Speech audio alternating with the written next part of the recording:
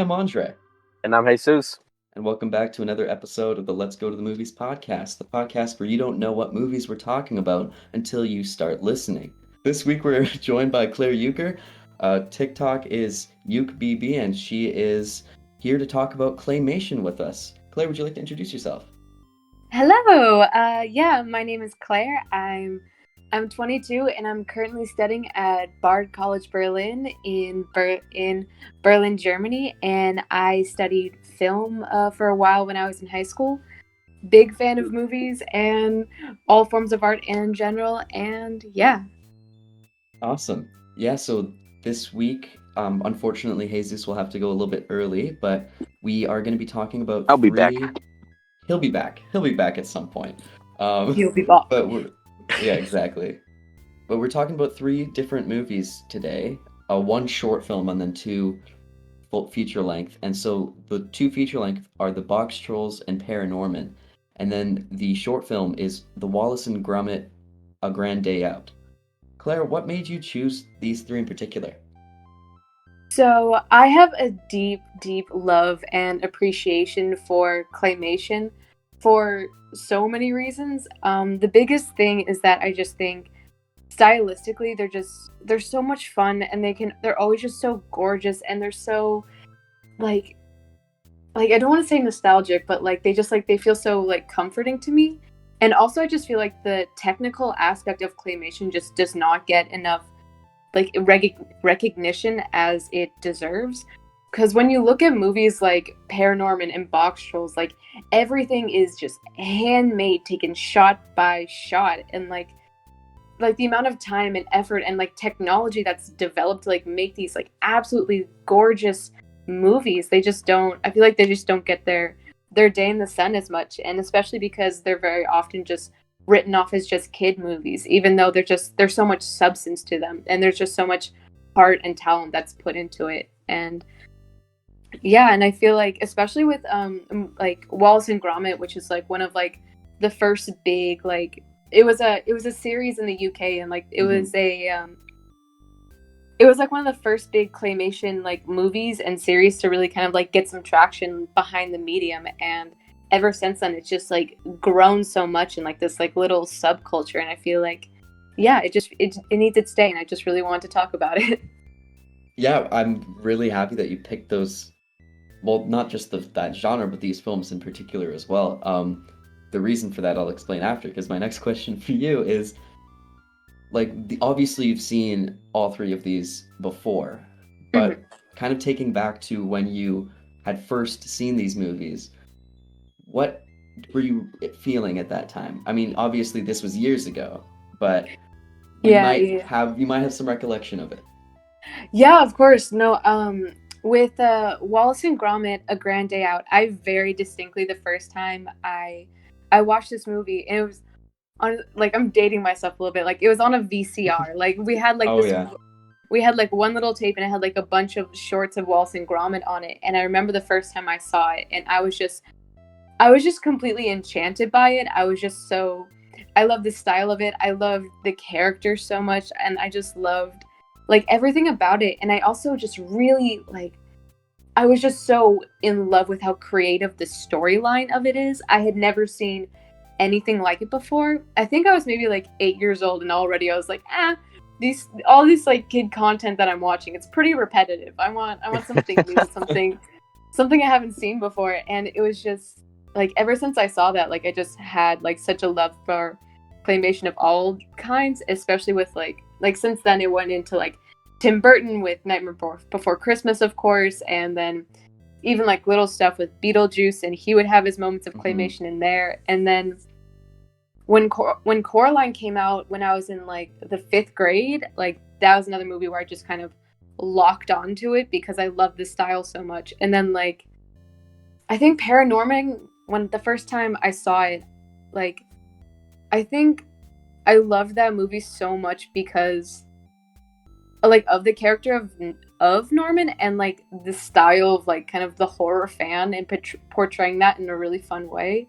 I feel like showing that in movies like in Scream and in Paranorman, or just like showing like the film fan in a movie like in any way, I think is just always so much fun to watch, and just like it's so easy for me to identify with, and yeah, like I just loved it. And then with Box Trolls, I think that was just like I was a senior in high school, I think, when that came out, and I went and saw it like by myself in the theater like twice, just because I saw it thought it was so beautiful, like just the color palette to it, and the cast is so incredible, and like Yeah.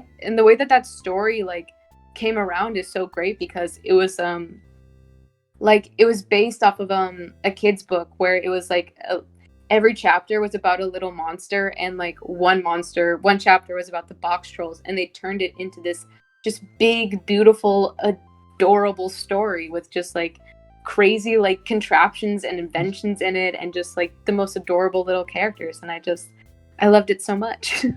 That's awesome. Yeah. Jesus, if you're Yep. still here. Perfect. Dear Lord, the audio cut out. What Jesus was trying to say was that he had seen Paranorman, but saw the Box Trolls and A Grand Day Out for the first time this week. He also mentioned that his sister and mother hate Claymation, and that is where the conversation will continue. By the way, my name is Craig and I am the bot that records the audio, so it's all my fault that we lost this part. Now on with the show. Does the Lego Movie count as stop motion animation? Oh, I think so. Because it's like half that, and then it's like half CGI. Yeah. For sure. Okay, word. Yeah. We've seen most of the big ones. Then. Awesome. They still don't really like. I mean, if they prefer like more stop motion that's like not targeted towards children necessarily, the two that were done by Wes Anderson, I would say, are like True. Yeah, that's pretty true, accustomed to huh? an adult audience. Oh my I'd say it's more. They just don't like the way that it's animated, the way it looks. Okay, because it doesn't look Not so all much the polished. content of it. It doesn't look polished Yeah. like a Pixar DreamWorks Like a 3D animation. Yeah. I get like, I get it. It's like it's in like individual aesthetic preference, but I'm still mad about it. Like, Yeah. Okay. You know what's really cool though that I really like about stop motion animation? Mhm. Whenever they animate things with fur, Oh yeah. yeah, it's That's like interesting. like in Isle of Dogs, you can see like the fur moving and stuff like that because of how the little figure was made. Oh yeah. Yeah. I'm always really fascinated Don't know with they the move way around that they stuff. do water as well, and Yeah, that is bonkers to me. That's so man, true. I can't remember what movie it was. It was a short film. I saw it on YouTube. This guy was reviewing it, and they did a really interesting thing with water because they were like toys, and like the ones that come alive, kind of like Toy Story. But they did this one scene where the water was like a black trash bag. Oh, that's And it would- clever. yeah. That makes so much It sense. would, like- Okay. Yeah, it would like move around and stuff, and all the wrinkles would like move, and it'd change all the lighting and everything like that. And it was like really smooth looking. It was so cool. Oh, that's awesome. So I know some people who actually they work for Leica, and I was talking to them wow. once. Yeah, like actually I so half of my time in college I was in Portland, and that's where Leica is based, and I was really trying to actually like work there someday. I'm like, this is my dream. This is what I'm going to do. But then like came to Berlin, did my thing. But I knew some people who worked there, and they would tell me about some of the technical aspects about what they would do. And like there's this one like in the scenes of in the Kubo and the Two Strings, where they're like on the ocean and they want to like make the ocean look like it was still moving. They had like a bunch of like these like cellophane, and then just like a bunch of like pins, and they would like kind of like roll. They had to like made a whole machine to make it like the pins go like up and down, so they looked like individual waves, because they just didn't want to use CGI like at all, which is just like just it's insane, like the kind of invention that goes in like behind it. It's amazing, and like the creativity like behind the scenes, it's so cool. It is definitely not halfway through the podcast when we're doing the rankings, and we're just going to put it at the beginning of the episode instead. But so how do we want to do this? Claire, do you want to kind of rank them in order? Do you want to individually kind of rate the films like out of 10, like give it out of 5 stars or something like that? Okay. However you would like. I feel like I'm always maybe, I don't know. I'm always weird about ranking movies because it's like I feel like there's two ways you can rank it of just like how it existed and like the point in time that it came out and then like how it exists now. I feel like that's almost like a pretentious take to like think about it, but like because like Wallace and Gromit That's came okay. out like such a long time ago, I feel like at that time that was like a not like a 9 out of 10 like in terms of like the technical aspects and the story, but like Oh, okay. but because it's like significantly dated now, maybe like it's like maybe like in terms of like overall quality and stuff, it's degraded a little bit. Like, but it's still so sentimental at the same time. But I feel like I think with all of them, I would give them like 8s out of 10. Like I think they're just like all like so solid and so fantastic. Or even like I feel like I would give Box Trolls like a 9, like a 9 out of 10. Paranorman, oh, no, yeah, 9s out of 10s. I up it. Sorry, that's a complicated way to say that. That's all right. I was thinking the exact same way. I was thinking like 4.5 stars out of 5 or like 9 out of 10 exactly. It's yeah, they're all, I mean, very different stories, but like they're all equally are as good as the other. I mean, despite the difference in time, having Wallace and Gromit look less technically spectacular, you could say, but it's still like it's Wallace and Gromit. Like you can't deny that you can't deny that it's good. It's Right. They're just Classic. all right. Jesus just left because he has to get home. So in the meantime, I'll just kind of briefly go through my initial viewing of these 3 films. yeah. In fact, my initial viewing for these 3 films have been in the last couple of days in preparation for this podcast. Really? Oh my goodness. Yeah, I don't know how I've missed out on Paranorman and the Box Trolls, but more importantly, I'm surprised I never saw A Grand Day Out because I remember seeing the advertisements for all of like the Wallace and Gromit shorts on the different like VHSs I had growing up too. Mm. Like, because like they always like put like the now playing or coming soon to DVD and video and stuff like that. And I Yeah. always remembered seeing the Wallace and Gromit ones, but I never saw it. I only ever saw The Curse of the Were-Rabbit, Which is still great, but which is oh my still god. great. But this is like so much older, and so you can really see the difference between Were-Rabbit and A Grand Day Out. And I was kind of surprised when I was watching it. I was like, "Whoa, this feels even more dated than I expected it to be." I know. I'm so glad that I was able to like facilitate like some more people to watch this because it is just so good. Like even though it is like the like dated for the quality, I think it's still amazing like because of that, because it is so old and they're able to do so much with it. Like, and also like the story, I like even when you break down like the most basic plot points of it, it's still like the most adorable thing that I could possibly think of. It's so good. But like, yeah, what were some of your takes on the movies like after your first viewing? Well, A Grand Day Out, I just really enjoyed it. I overall like I thought that it was interesting because I hadn't, like I said, seen that older animation for Wallace and Gromit before. I only had it like repressed from those commercials that I remember seeing. And I was kind of surprised too because I felt like A Grand Day Out must have been not at the stage yet where they were pushing the fact that Gromit was the outwardly smarter character over Wallace. Like in Were-Rabbit, it's constantly shown, but like in this one, I was like, oh, he's not as dumb as they make him out to be in like the feature-length film. And so that one, I was kind of interested there. Yeah, I feel like over like the course of like the Wallace and Gromit episodes, I feel like that's like some character development that happened like throughout the series. Like I haven't seen all of them, but I feel like that does like you can see it after a while. Yeah, that's true. And like I feel like in A Grand Day Out, like there's like the beginnings of it though, like the way that he just kind of like notices things and I'll have like those like initial like little eye rolls, but like barely. It's like it's like a budding personality. Oh, for sure. And then when it comes to Paranorman, that's the first that I saw out of the 3 when I was watching them in preparation. And I was blown away by Paranorman. Everything that, I mean, I was equally blown away by the Box Trolls as well, but for Paranorman, like the way that everything was blended together with, I'm assuming they must have used CGI for all the storm elements and everything like that. That that the whole sequence when it was cutting in between the town and then the huge storm with the witch in the sky, even the sequence towards the end with it's revealed that it was actually just a little girl, and she almost looks 2D animated in some regard. Yeah. Before, like when she's like all like yellow and lightning-y and stuff, Mhm.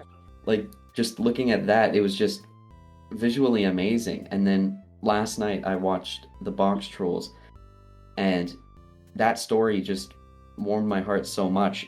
I just loved the whole thing. I was watching it with one of my friends, and I felt very dumb at one point with the plot because I was completely oblivious to eggs being the Trubshaw baby until it Oh. was outwardly said. And my friend was just like, "Oh yeah, I knew this like ever since like they mentioned the Trubshaw baby. Did you not figure this out?" And I felt so attacked when my friend said that because I was like, I don't know how I missed it. I also completely didn't realize that Frou Frou was Snatcher the whole time, and that one I feel even dumber for. Are you So, serious? I don't Oh know my God. how. I don't know how. I was in denial, saying that they had like a different facial structure. That's what I was Okay. saying. Like the Trap Shop Baby one's like, yeah, oh, okay, I could understand that one, but like the Frou Frou one, that's like, I feel like that one is just so obvious. Yeah, I don't even know how, because like I even made a joke saying I was like the guy that's like portraying the Mr. Trubshaw in that little performance, that musical number that they do in the town square.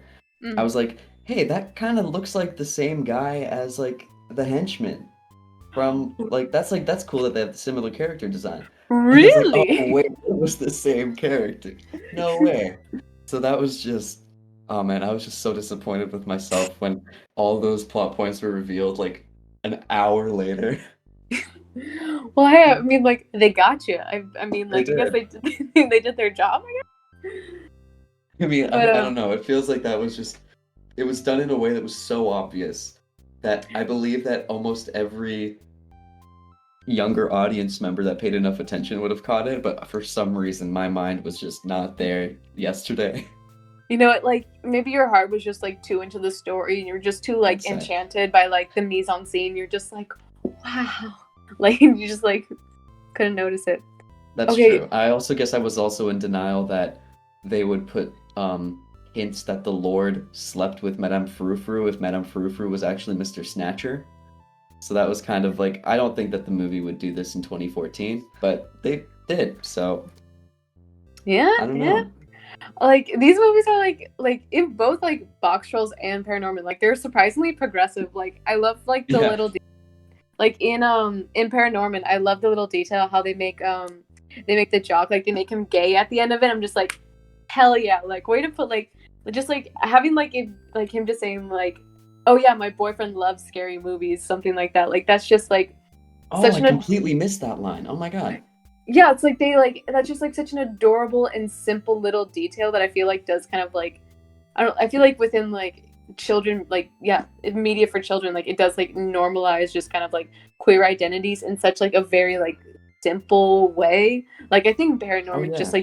like the fact that like you didn't even really notice it, like it just like it's so seamless and it's just so like it just makes it normal. It's like not like a spectacle within the movie. Like I think it's just like it's just such a cute little like it's just a detail about like it's just a detail about a person, which is just like I don't know, I think a great way to like portray like queer identities in media. Like it's just like not their whole identity, but just like a part of them. It's like yeah. Oh yeah. And I guess that they also might have somewhat been hinting at it because he was always so confused Oh yeah. at Yeah. Norman's sister like constantly trying to go for him, and he's kind of like, huh? What? Yeah. He's just not about it the whole time. He's like, Yeah. yeah, okay, whatever. Exactly. Actually, with the CGI in Paranorman, they tried to avoid it as much as they possibly could. Like as I Oh. mentioned like a moment ago, like when I was in Portland, I lived right by the Portland Art Museum, and I was so lucky because when I was living there, they had a whole exhibit that was devoted to the Leica movies, and Oh, they just wow. had like they had all the sets, they had like videos of like how they made the movies, and just like it was amazing because how they do the faces with Leica currently is that they 3D print all the faces, and so like they had a whole wall just like full of like characters making different expressions, but it was all like the 3D printed like models, and it was so cool. But like they did even have like the storm model that was in there. Like they do really try and like make as much like avoid CGI and like make everything by hand as much as they possibly can. And I just like I have just so much respect for that. Like and they're able to pull it off in such incredible ways. And like with even with in Paranorman with when her face is lighting up, they even like use like different forms of plastic, and they even like found out ways Oh, to like hook up like lighting within like the actual like character, like, and they even oh like my figure out goodness. like ways to, like even the lamps that are like on the desks in offices, like in like on like in the library scene where there's like little lamps on the desks, Mhm. like those lamps actually work. Like they rig them up so they can actually turn on and off. Like they try to Oh, make that's crazy. like organic lighting within all the sets. They try to make it like as like like these models as like, real as possible, which is just like it's such like a feat of artistry. Like it's I just can't get over that in these movies. Absolutely. That's And I feel like insane. and like I feel like it adds like a whole other like layer to enjoyment of it because like it because there isn't CGI to it. I feel like there's just such a like an amazing quality to have it have like like hand, I don't know, just the quality of like having it handmade and having like so much like love and attention put into every single model and every single movement. Just like I feel like it really shows up on screen, and that's just another reason why I love these movies so much. That's actually also like the whole thing about the stuff behind the camera and on the set of it. I Hmm. love how at the very end of the box trolls, like the end credit scene, it becomes Hmm. like meta in a way, and like the two henchmen are just like talking about what if we're just being controlled for a movie, and then you just see like the superimposed like I don't even know what his role would have been in particular, but you see somebody who was working on the film moving the Hmm. characters for this scene, and I just loved that so much because you really get to see the effort that Hmm. was put into it, even for this gag moment where it's self-reflexive. Hmm. And they even make the comment, he says they could be doing this for days and we wouldn't even know. And as the character says that, you see that the guy's clothes changed because it's the next day for this Hmm. particular scene. And oh man, just looking at this, I have just infinite respect and admiration for people that work on these on like anything that has to do with stop motion animation, whether it's claymation or any other Yeah, format of it. yeah, It's just so interesting. yeah. It's absolutely amazing. It's so good, and I also love like how in like that little end clip, it's like it's only like 2-3 minutes. Like Hmm. it's like maybe a minute of footage, and you see his clothes change like 4 times. It's Yeah, like, that's insane to me. and I feel like that's also a reason why. Like that's also like a big reason why there aren't that many claymation movies out there, Yeah, because because of the time, the effort, the money, everything that goes into it. Like it's just not always super realistic to like make these types of movies, but like when people are able to do it, oh, I appreciate it so much. Like oh yeah. There's these okay, this is kind of also a tangent, but there's the go for it. also the subcategory of people that successfully can make claymation horror, Yup, which yup. that is insane to me. Like, okay, Coraline somewhat falls into that category, but it's still aimed at Hmm. children. Same with Nightmare on, not Nightmare on Elm Street. What am I saying? Nightmare Before Christmas. Hmm. Um, but there's like, I don't know if you've seen it, but on YouTube, there's this artist. I have to remember his name. He made these shorts called Spook Train, and Okay. honestly, one of the scariest things that I've seen, and it's insanely well done. It feels the same level of um, animation and claymation as a Grand Day Out, and so because it's just him working on it basically, and it's I'll check just it out. insane. There's like yeah, so it's this guy named Lee Hardcastle. He does just mainly horror claymation, it seems, in some regard. Like there's this I don't think it's supposed to be a good movie. There's this movie called The ABCs of Death that I've heard that he Oh, worked I've on. heard of that. Yeah, yeah, Yeah, yeah. because it's like 26 short films, and like each letter of the alphabet shows you a way to die that starts with that letter.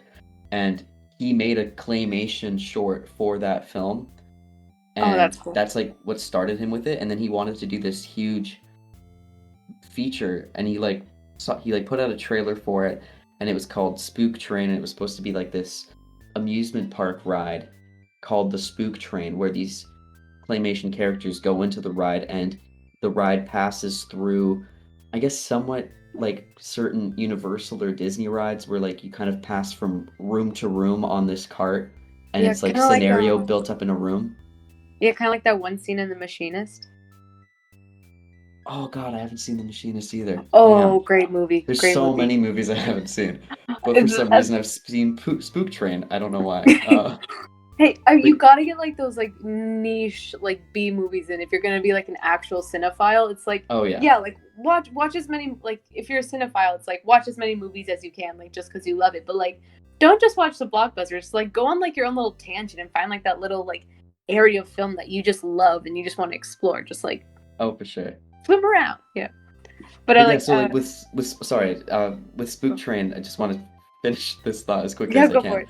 Like he only has 2 sections of it out now, and it's been only a couple years that they've been out, and so I'm just hoping, because it's been close to 5 or 6 years that he's announced this project. I'm hoping that he can get all of them together, because like each short film is one room that is shown on the Spook Train.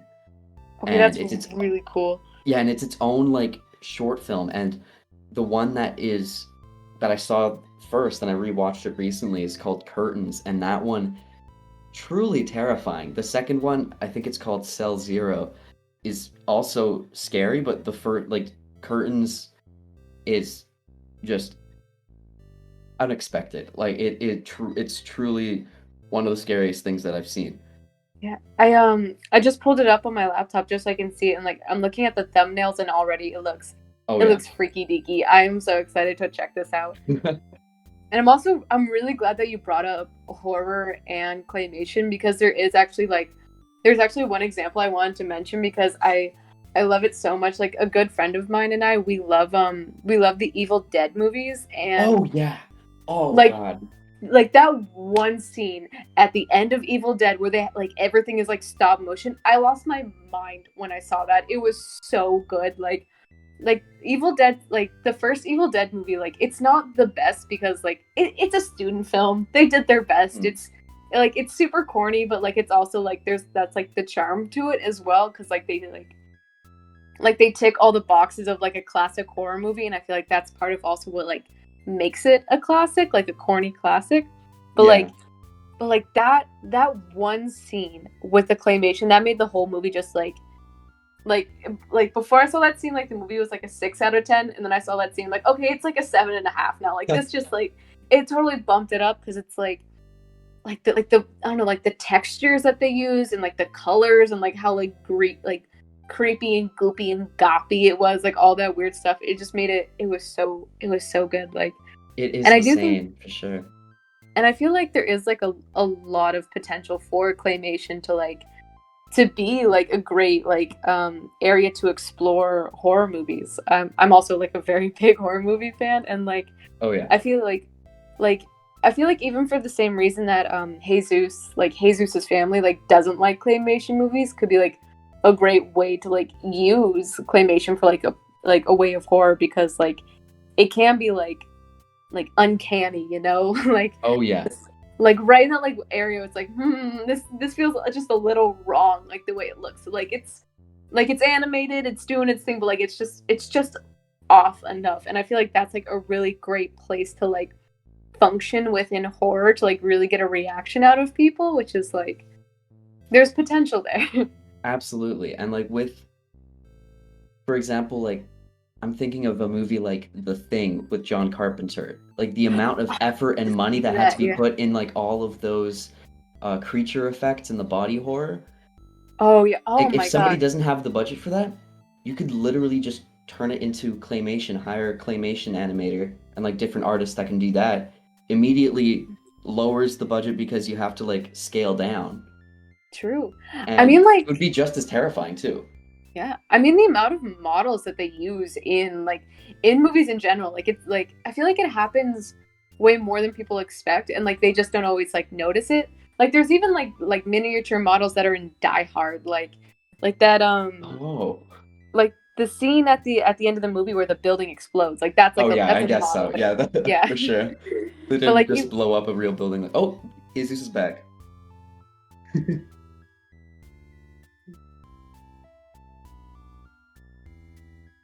hmm Yeah, that. Oh yeah. Oh, actually, in fact, one of my other all-time favorite movies, Super 8, they reference like the need for like Yeah, yeah, models yeah. for stuff like that because it's Man, like haven't all seen that movie in a about minute. like teenagers wanting to make this horror. It's so good.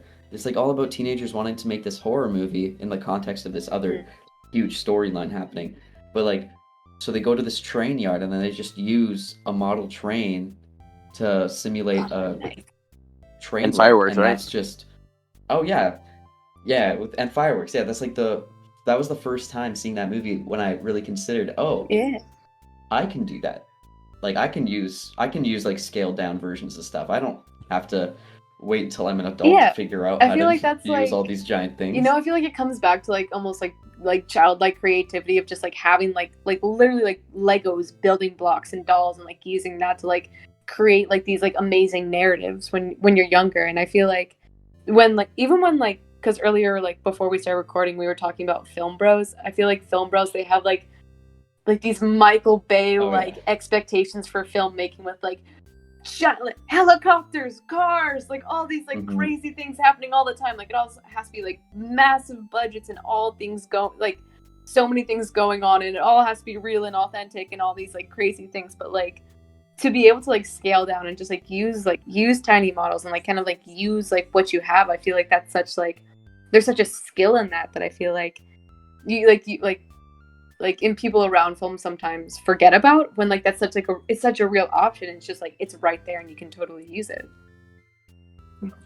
Yeah, like it's Oh, for sure. it's that weird mixture between like it's of all like the of all the ways you can make a movie, I think the stop motion has to be like the most approachable. Yeah. But when it comes to technical skill, it's one of the hardest ones to pull off Mhm. well, you know? Like you can do a stop motion picture on your Oh, phone, 100%. like a little animation. I remember Stuff like that. But it's just like the work. I remember when people do. my younger cousins when YouTubers like this is like around like 2010 YouTube, like they were like yeah, somewhat like it's still getting some traction, but like they would make like little stop motion videos with their Legos, and they were really great. Like they were able to like accomplish so much and like have like do like DC like narratives with it because they had like Joker and like Batman Legos and able to do like these really amazing stories with that. And like they were like 10 at the time, and like it's amazing what they were able to create. Yeah. Oh wow. I mean, like I have a thought I want to talk about. What did you guys think of like the little robot in Wallace and Gromit: A Grand Day Out? Because that's like I think that's just like the most adorable thing. I was almost like moved to tears when when it finally got to go skiing at the very end. I was like, oh no, It was it's so cute. sweet. Oh my god. Like at first I thought it was like this like negative figure at first because it was like kind of like stealing stuff and it looked like it was about to try to hurt Wallace, but it was like no, it just wants to go skiing, and then it finally did at the end. I was like, oh my god. And then the little Yeah, wave that they it's give the so robot. cute. Like it's I don't know, just like the idea of like communication in that movie. I think it's like it's like definitely a theme that's in it, and the way that they play with it of like just like this little robot that like it can't speak, it can't interact, but he's just like, no, I want to go with you to Earth just so I can ski. Like that's such like a very specific request that he's trying to like get across, but it's still just like also like a simple and such a wholesome thing, and they're able to like accomplish it like in the story. Like it's just so cute, and the way that like even I feel like the physical characterization of that robot like does also I think that's also like a very adorable thing about it as well, that kind of like I don't know, like really adds to the character. I feel like that's a side thought I just added on, but that's also something I think worth talking about, like it within like claymation of just like the characterization of them and like how that like kind of like helps you like think about the characters, I guess, and like how like with this little robot, he's just like like an adorable like little. It's like he's just like rounded features and like he's like just like this like stout like little yellow guy, but like I feel like that lends to him being like so cute. Oh, also, I wanted to say quick about the robot is that he really reminded me of Wall-E in some aspects because of like just the way he interacted with his environment. Oh yeah, and the hands that come out from the sides, they were very reminiscent of like Dr. Seuss. Oh my god, you're so right. Like because like the white gloves, you know, or like oh yeah, just like the cleaning or like machine. Looney Tunes character sort of thing. Yeah, the cleaning machine that the Cat in the Hat or brings the in Jetsons, or the Jetsons. Because it's like the retrofuturism sort of thing, right? Yeah. Oh yeah. Yeah, because it's like a refrigerator oven sort of thing with like these like cool little features on his face? Exactly. Question marks? Yeah. Oh wow. I never thought of that. That's such a nice catch. Is Shaun the Sheep like in the same universe? Is that a spin-off of Wallace and Gromit? Yeah, I think it is. Because like there's a very similar style. Yeah. I feel like it is. But I didn't know if they were like directly connected. I think it's the same creator. Yeah. What? Yeah. Or maybe. I think it is. I think it's like the same production company. It's like I want to say Armville or something like that. It's like the production company starts with an A. There's like a little like red star that's associated with it. I can't. Yeah. But I think it is the same production company. I think they're both on like UK Claymation, which I feel like there probably isn't that much of like that many UK like Claymation studios around, as much as one would hope. I'm trying to find it here. It looks like Shaun the Sheep was its own TV show at first. Yeah, it was. Yeah, I and remember I've completely forgot about that because now there's like 2 movies that are out for it. But I swear that I can remember seeing a sheep in one of the Wallace and Gromit shorts or in like one of the... Yeah, that's what I mean. Like I thought I remember there being a character. I think so too. I'm trying. But if it's not the same creators though, it is like the exact same style. Because like when I think about Wallace and Gromit, I equally think about Chicken Run, for example. Oh my god, Chicken Run! Oh yeah. Or like Flushed Away too. Like it's even if that's an animated one, like it still looks very similar. The same, almost. Yeah. I feel like it's gotta be like at least the same production company. Like, are there any humans in Flushed Away? Yeah. No. Yeah. No, I don't think so. I mean, like I think they're alluded towards. I think they do like what they do with the mom in Toy Story, and you don't see their face; you just kind of see their. I feel like the closest you really get to like a full person are like the soccer players or like football characters. Okay, it's Aardman Animations. They're the ones that did Chicken Run, Wallace and Gromit, Curse the Were Rabbit, all the Shaun the Sheep stuff.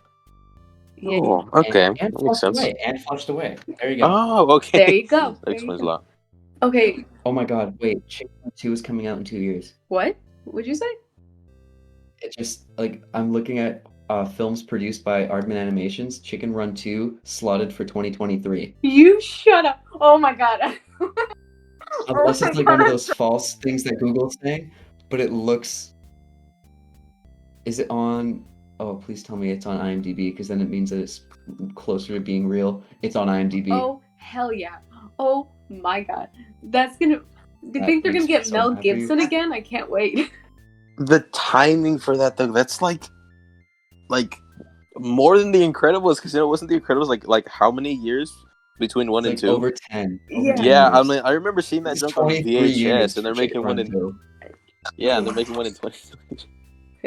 Okay. That's so cool. I'm trying to see that theaters. Oh my god. Okay, this is a total side note. Did you know that Beetlejuice 2 was announced?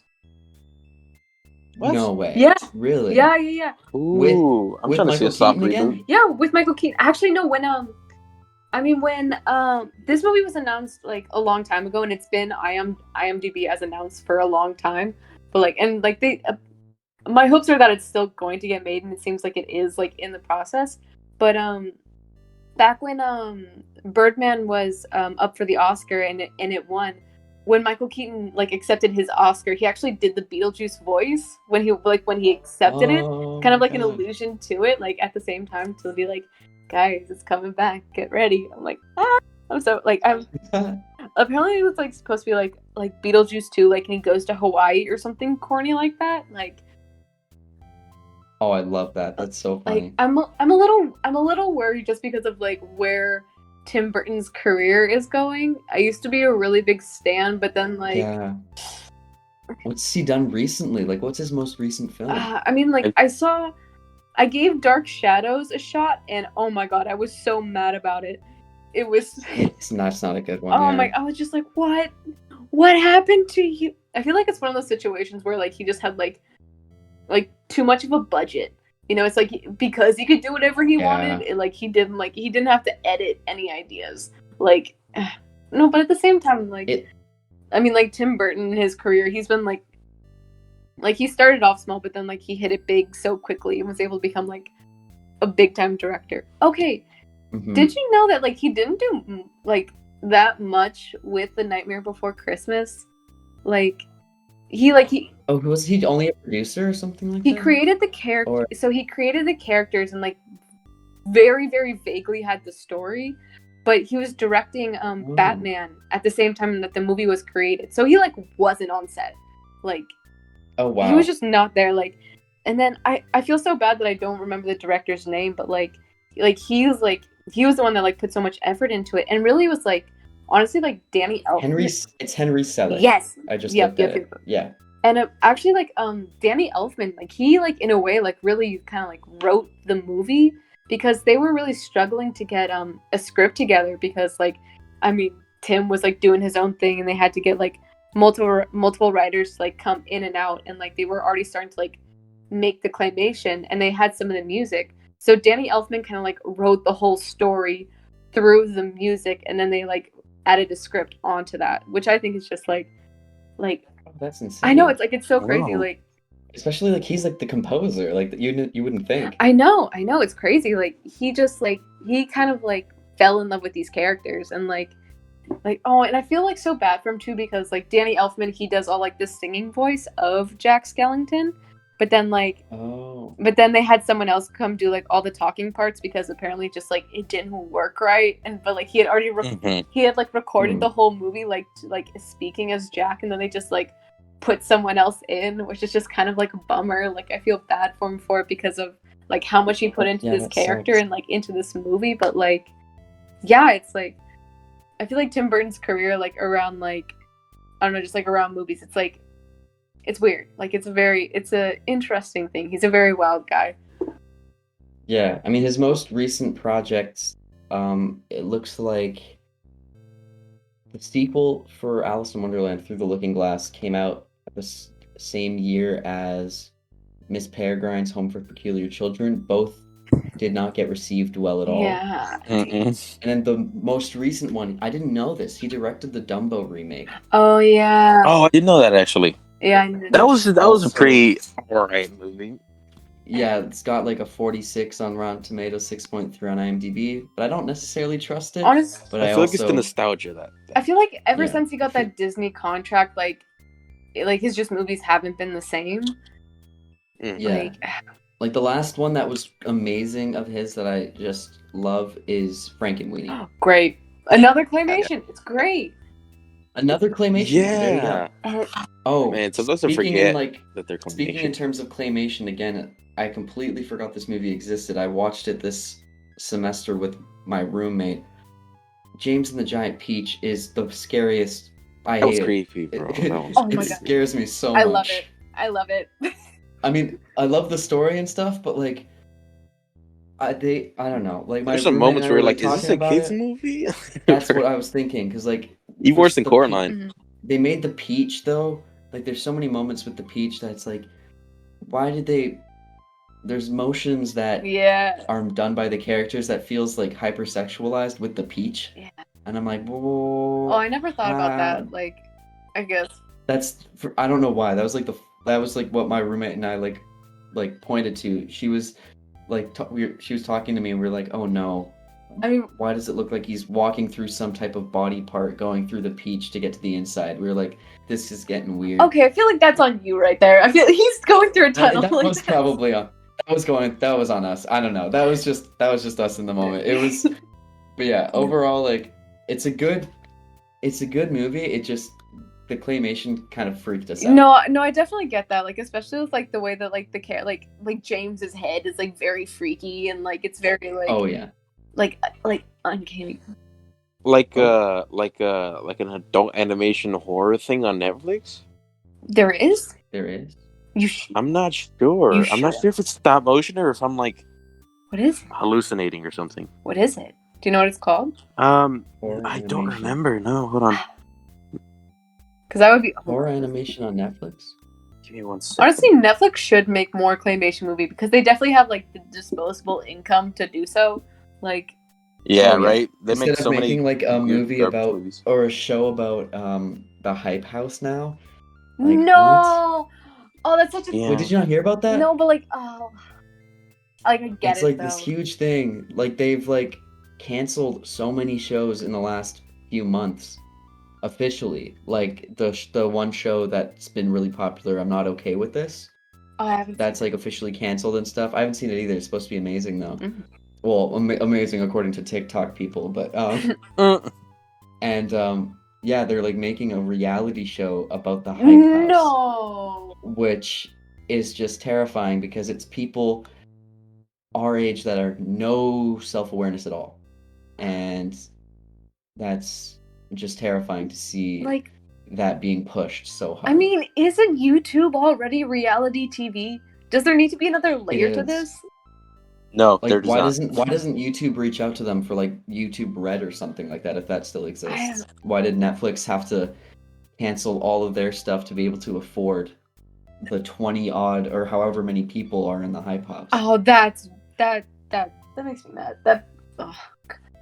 Just to afford Sorry to these... take down the tone, but No, it's okay. I feel like it would make sense if Netflix did like they did like a documentary about it, be like the underbelly of the Hype House, just like trying to like expose it, like how they have been doing with other forms of media. Like they did that one documentary like Coded Bias, and like that other documentary about like I forget what it's called, but like it's about like phones and like about like social media and our devices and how influential they really are in like our day-to-day life, and how like the advertising really like kind of like how like the algorithm kind of works to kind of like manipulate us and like radicalize people. I feel like if they did like a right. Have you seen the one about Blockbuster? no, but that sounds cool. Wait, there's a documentary on Netflix about Blockbuster? That's Yes, kind of there is. hilarious. Whoa. It's ironic, honestly. I love that. It's about It's the like, last oh, one. we ran you out of business, but we'll make a documentary about you. Wow. There's still one left Yeah.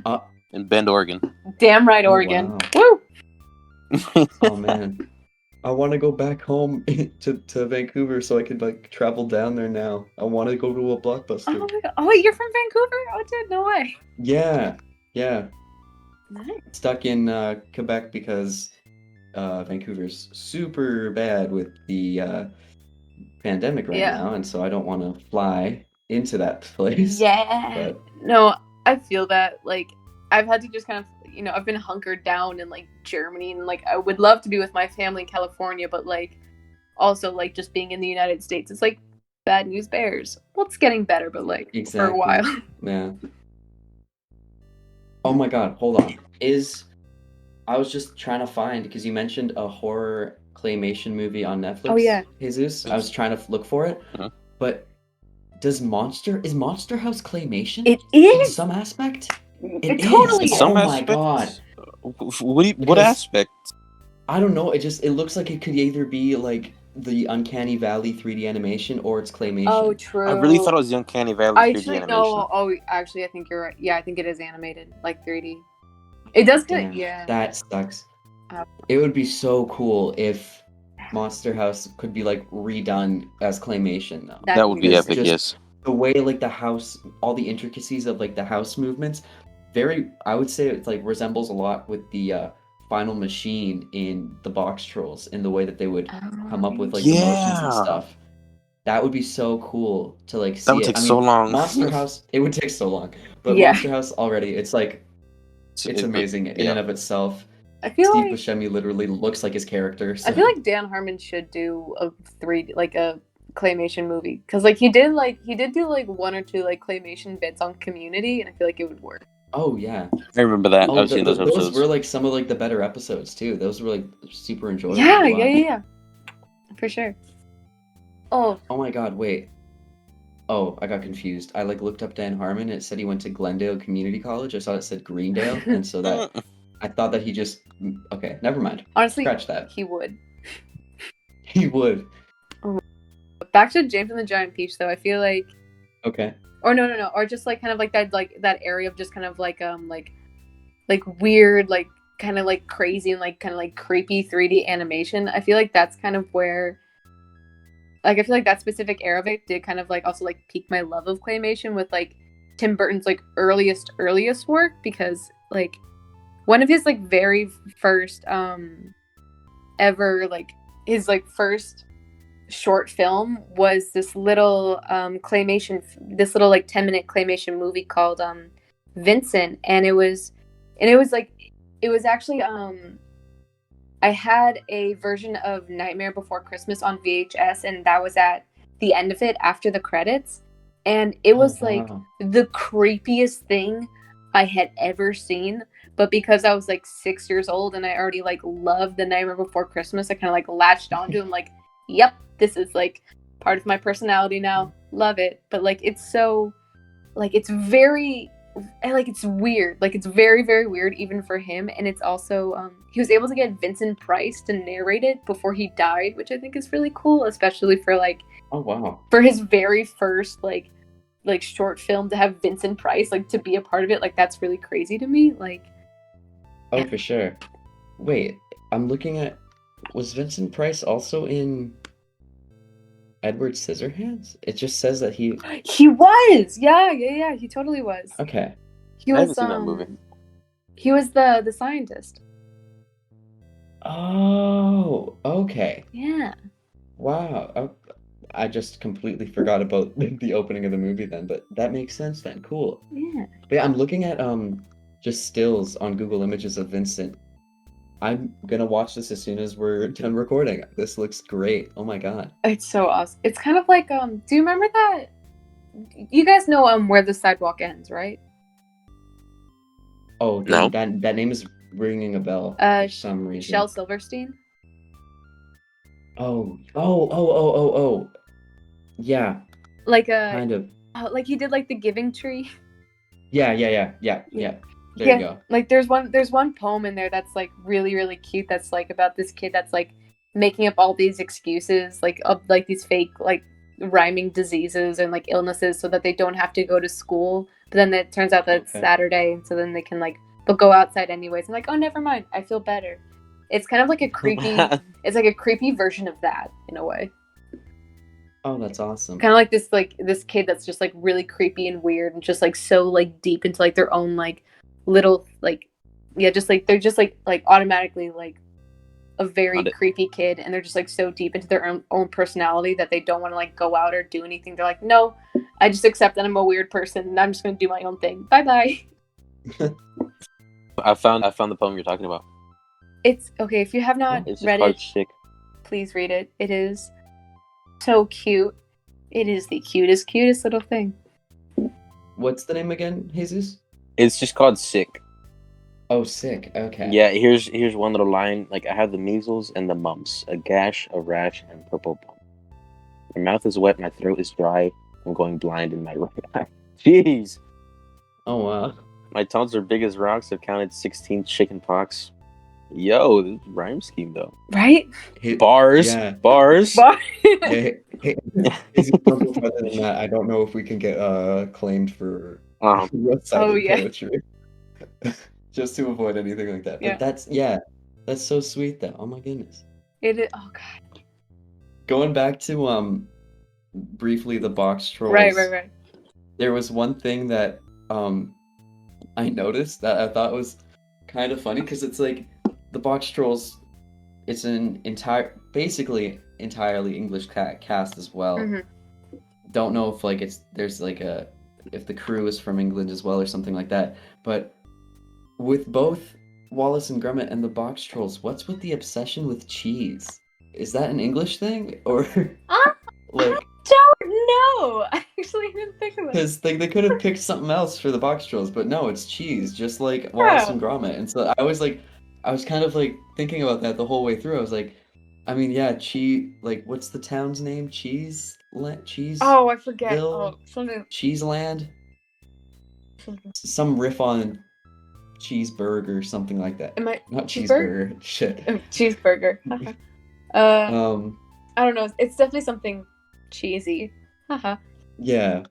But like just looking at that, I thought that was Cheese Bridge. There you go, Cheese Bridge.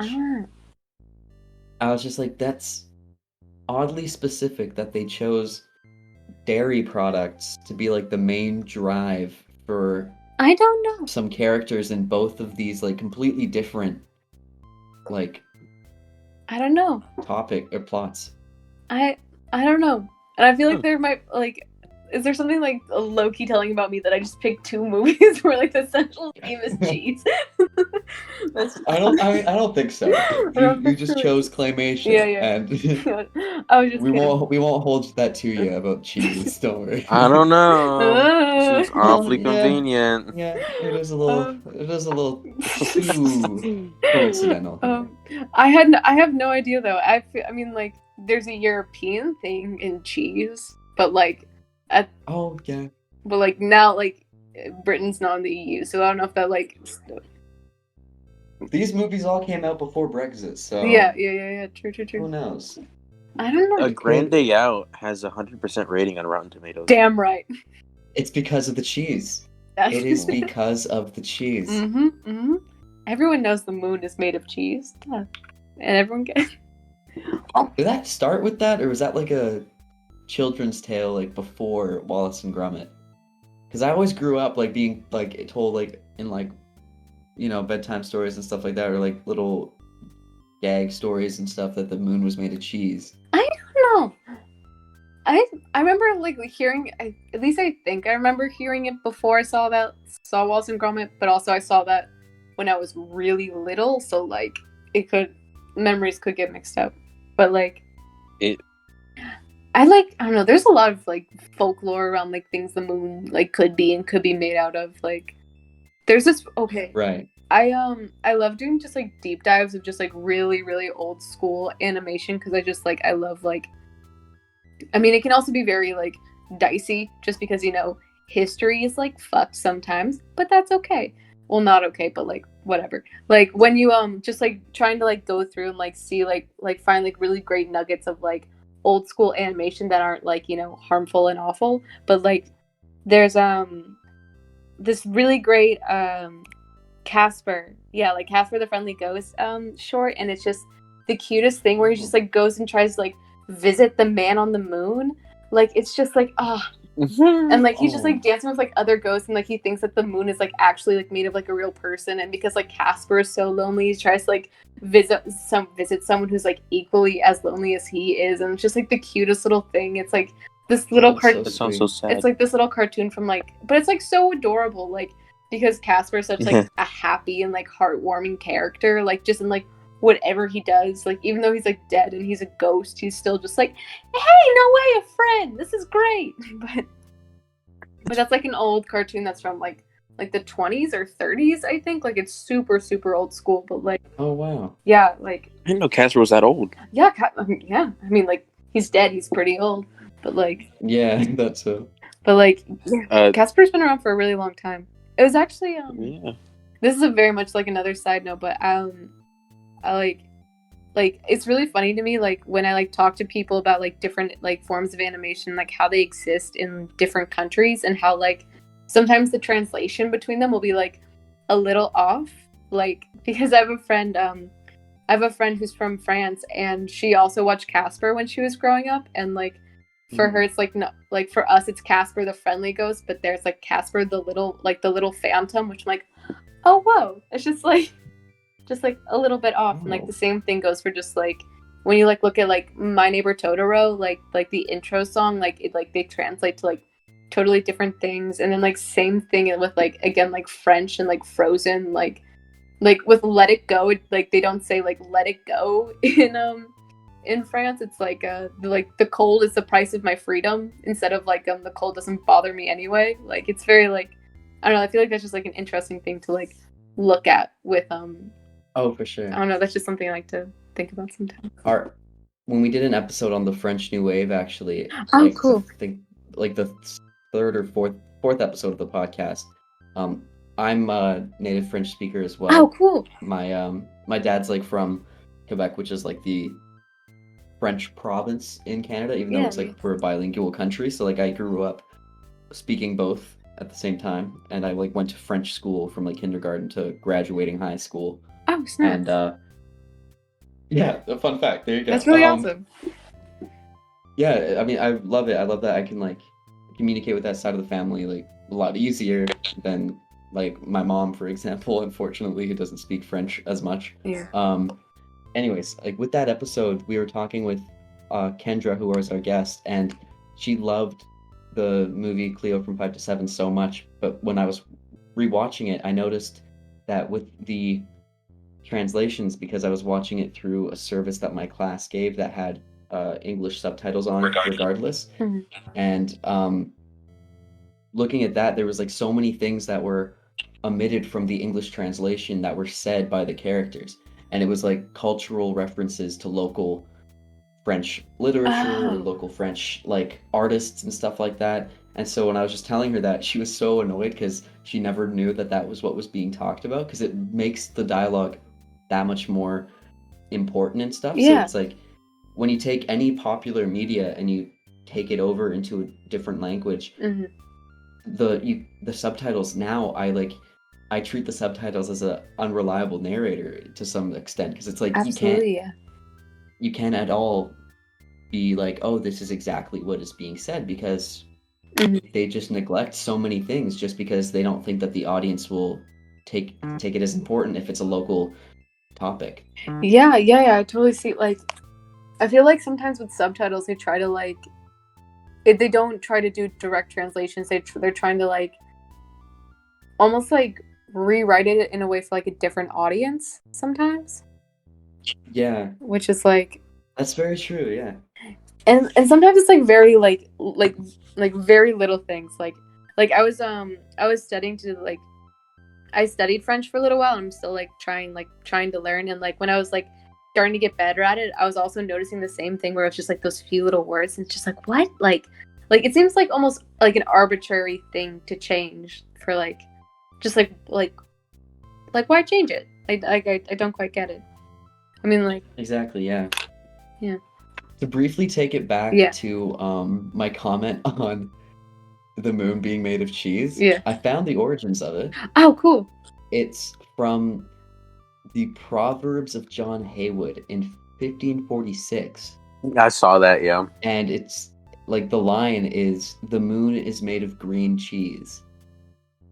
Gross. And it's, I don't even know, it's just a proverb for some reason. And it says like there was a variation that was to make one believe the moon is made of green cheese, and like that was meant to like to hoax somebody or something like that.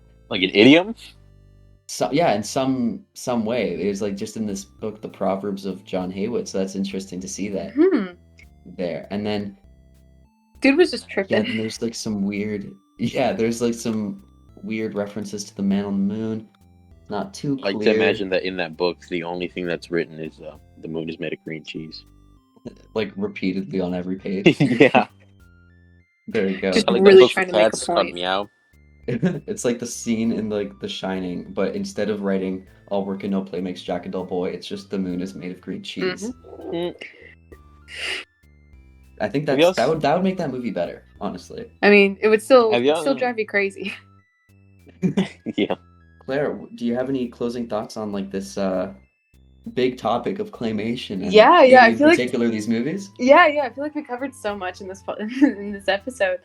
I feel like as a closing statement, I feel like more people should just like, I feel like there's so much like exploration to do within claymation, and I feel like that there's so much to play with, and I feel like I think it's just great. I love it so much. I know not everyone may love it as much as I do, but I feel like it's just such a very beautiful and underutilized medium that deserves its day in the sun. I feel like that's just like my closing, just like my overall like opinion on claymation and how much like it like with every like different like production company and like director that like has their take on claymation, I feel like it's just always something that's so beautiful and so like unique in every way that it's like iterated, and like it's always just like such a pure sense of world building within film, and that's just like I it's just so great. It's so great. I love it.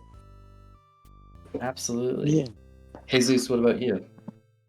Yeah, building on what you said with the world building thing, like it's so much more evolved Mhm.